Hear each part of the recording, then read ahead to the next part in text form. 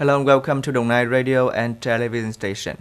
On June 13, the National Assembly of Vietnam voted to approve the resolution on the Law and Audience Development Program in 2023, adjusting the Law and Audience Development Program in 2022.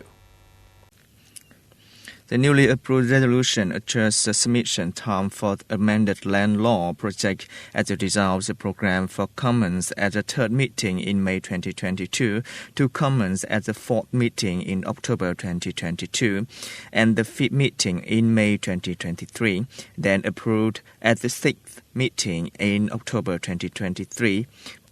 Previously, the National Assembly Standing Committee asked the government to direct agency to focus on studying and soon completing the document of amended land laws project and submitting it to the National Assembly for consideration and comments in line with the schedule.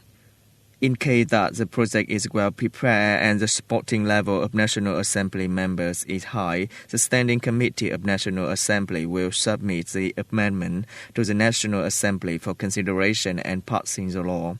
The resolution also added some issues to the 2022 Law and Audience Development Program, which will be submitted to the National Assembly for approval at the fourth session of October 2022, according to the meeting of the revised law on money laundering, prevention and control.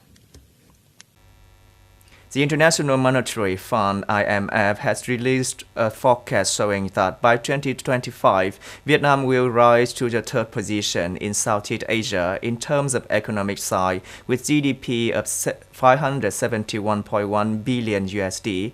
With such economic scale in Southeast Asia, Vietnam will only behind Indonesia with 1,628.9 billion USD and Thailand 632.4 billion USD. Recently, Vietnam's economy has prospered and is highly appreciated by many international economic organizations. In the updated Global Economic Outlook report published on June 7, the World Bank forecasts that in 2022, Vietnam's economy will grow by 5.8%. In May 2022, Vietnam's economy recorded a price spurt from the industrial production sector. According to data from IHS Markit, Vietnam's Purchasing Managers Index reached 54.7 points, up from 51.7 points in April. The Ministry of Transport has sent a document to the Maritime, Waterway and Railway Department to study and propose plans to reduce fees and charges for transport enterprises in order to reduce difficulties for them. In case of necessary, fees for using railway infrastructure, fees for entering and leaving seaports, fees for entering and exiting inland waterway ports and wharves should be reduced. The Ministry of Transport directs departments to urgently assess the situation and the impact of reduction of fees and charges on payers and state budget. The above departments propose reducing plans for each item and report to the Ministry of Transportation to send to the Ministry of Finance to study and issue circulars in line with their competence.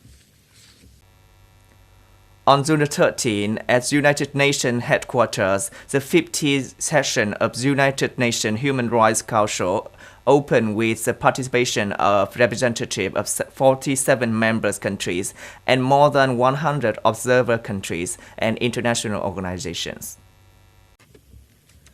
Speaking at the opening session, United Nations High Commissioner for Human Rights, Michelle Bachelet, emphasized that now is a challenging time for protection of human rights as the conflict in Ukraine continues to cause many deaths and infrastructure destroyed.